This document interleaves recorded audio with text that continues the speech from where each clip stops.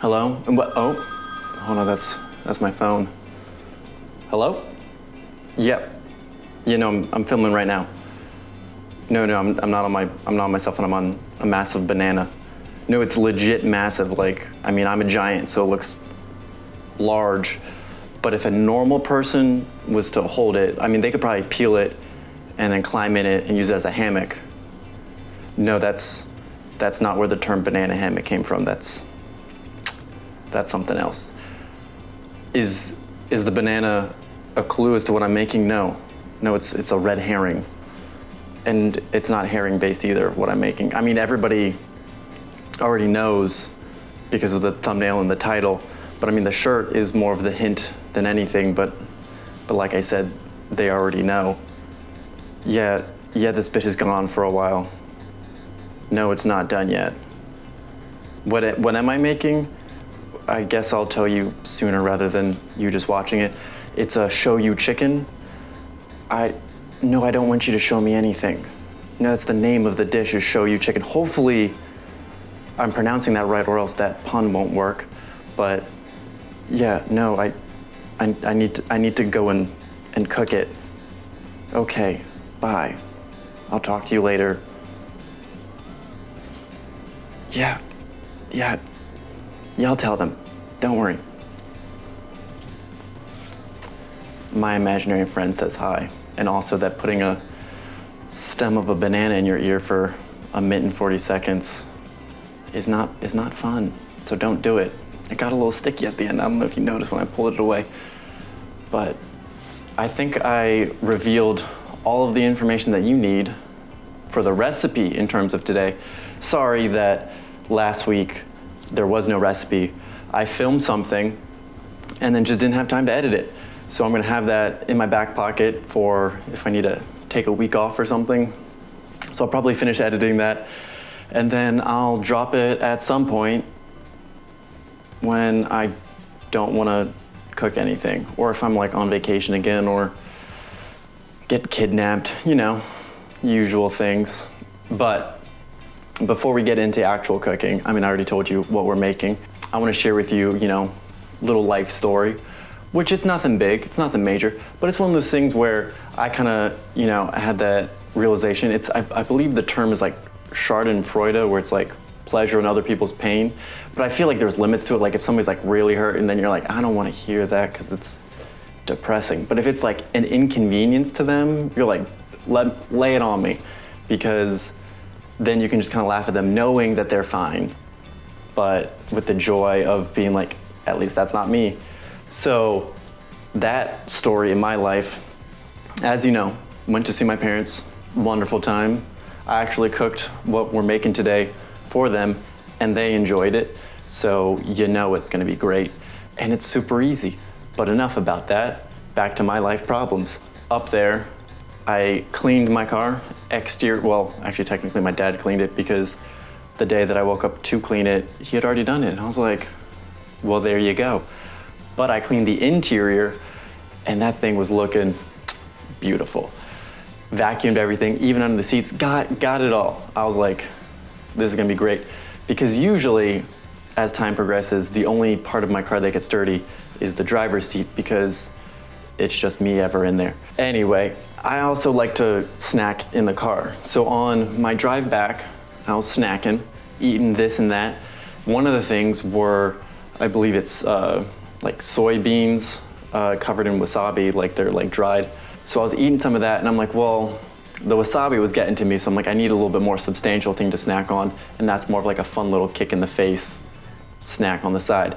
So I set it on top of my little cooler that I have riding co-pilot with me. And then I instantly forgot that it was sitting there and lifted the cooler lid to grab something out and spilled it all over the place. And not just all over the place, it was seats and then down the side and underneath my seat. And these things are flaky and just get little particles everywhere. So now essentially my car needs to be vacuumed again it lasted 2 days. But that's my slightly inconvenient story.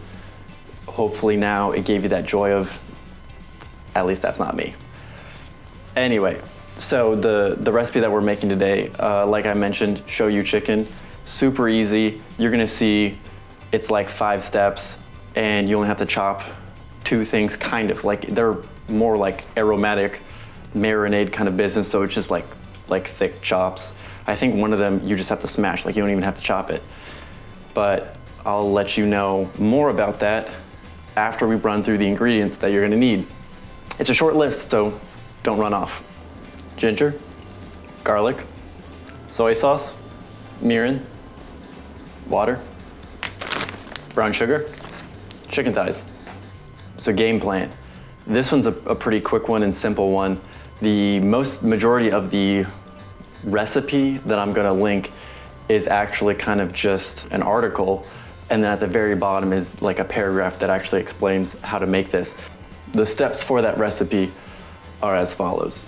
Step 1 is you're going to slice up the ginger and then also smash the garlic, because those are more just being like used like aromatic infused flavor. You're not gonna actually be eating those unless you want to. I haven't yet, so I don't know how that's gonna taste. And then in the Dutch oven, which hopefully you've heated, even though I haven't told you to do that, heat the Dutch oven. You're gonna put some oil in the bottom, and then you're gonna stir fry those 2 ingredients until they're aromatic. So like, you know, once you start getting that great like ginger garlic smell, you're good to go for the next step, which is to add in the water, the soy sauce, which, buckle up, it's a cup of soy sauce, so hopefully you're stocked up, mirin, and then brown sugar, and obviously stir that up because you want to get that brown sugar incorporated, and let that come to a boil. Once it's boiling, then you're going to put in the chicken thighs, which unfortunately for me, well, I mean, maybe it's unfortunate, I haven't tried it yet. I've been meaning to try it, and today I'm kind of forced into it. It's supposed to be like bone-in and skin chicken thighs. I don't know how to say that. I'm used to the reverse of boneless, skinless. So the opposite of boneless, skinless is what you're supposed to have in there, which unfortunately for me today, none of that was available in the store, and I was not gonna go to a second place. I was hungry. I just got back the other day. I need food. This is gonna be a meal prep until like I can kind of do a better shopping on the weekend. So I'm using boneless, skinless today, so we're gonna see how that goes. It's gonna be a little bit of an experiment, but the recipe calls for having the skin on and a bone in, which has worked great for me in the past. I think I've made this 3 or 4 times, and it's all been delicious. It just like falls off the bone, it's great. So then after you add the chicken thighs in, then you wanna bring it up to a boil again, and then you're going to cover and simmer for 30 minutes. Then you're gonna uncover and simmer another 15 minutes because you wanna get that sauce that it's sitting in to thicken up, and then you're ready to serve. I'm gonna serve with rice and corn because I'm just copying the picture that's on the recipe, which just has the chicken, rice, and corn. And so that's all the steps. Let's get into cooking. Like I said, step 1 is going to be to smash the garlic and slice the ginger.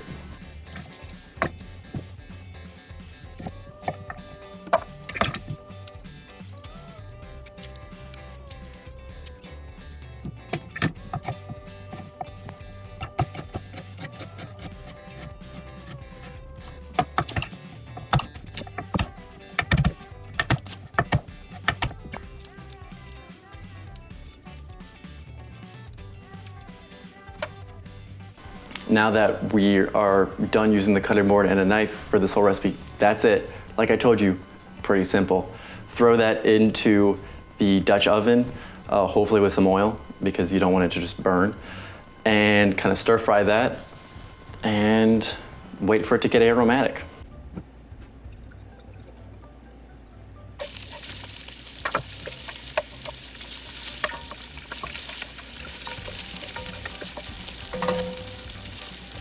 Now that you got those great smells going through your kitchen, the next step is going to be to add in the water, the soy sauce, the mirin, and the brown sugar, and bring it up to a boil.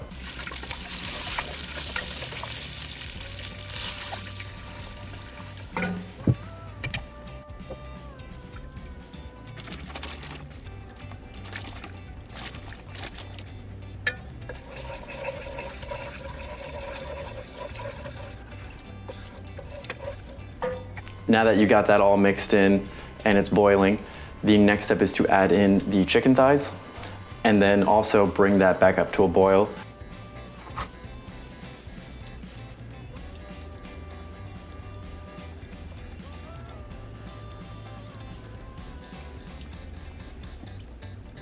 Now that the chicken thighs are boiling as well, the next step is to cover it and reduce that heat so it's simmering, and then let it simmer for 30 minutes. Now that it's simmered for 30 minutes, the next step is to uncover and then simmer for another 15 until that liquid that it's in thickens up.